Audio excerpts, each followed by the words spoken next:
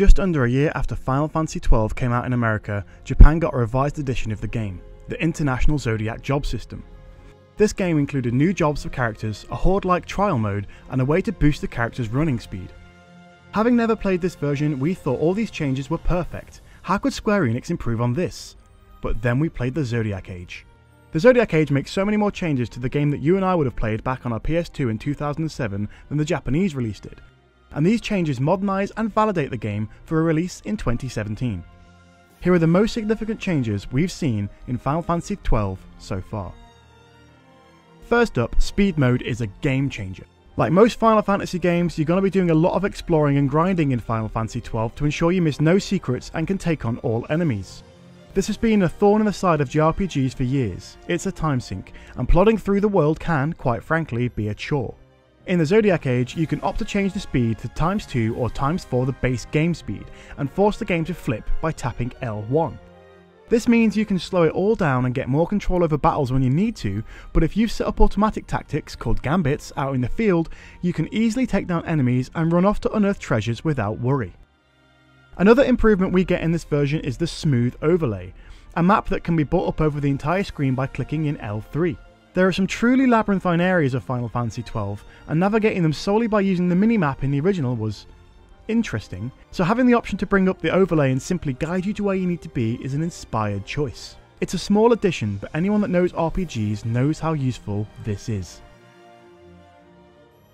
The Japanese re-release of the game got a Trials mode, a standalone part of the game that acted like a horde mode, 100 waves of increasingly difficult enemies that you fight with your team from the main game. Beware though, no matter what state you save in, that's the state you'll go into in Trials mode. We fought a boss and we had a team that had been battered by status conditions, and that made our foray into the mode problematic. There is loot on offer in Trials mode, but you'll have to play the game yourself to learn how to make the most of it.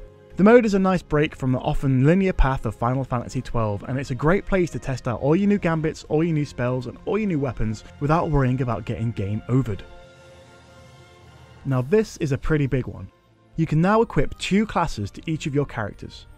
Simply put, this means that you can have, say, Balthier be both a bow-wielding hunter and a gun-toting machinist. Every combination of the 12 classes will have a different kind of synergy and will allow you to master different skills.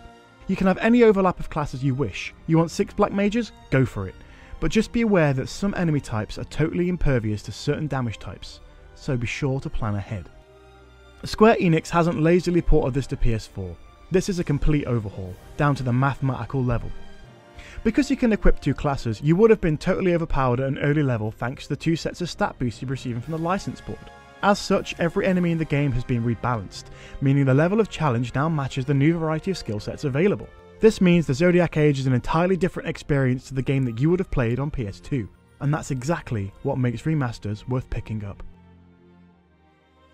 Similarly to Final Fantasy X and X-2 remasters that came out a few years back on PS3, 4 and Vita, the Final Fantasy XII remaster will allow you to enjoy the original compressed soundtrack or the new nicely reorchestrated one. If you don't enjoy the one you've chosen, all you need to do is jump into the options menu and rejig your settings, and voila, you'll have the OST of your choice. And considering how important music is to Final Fantasy games, this is another small but very important addition to the game that will be coming to PS4 on July 11th.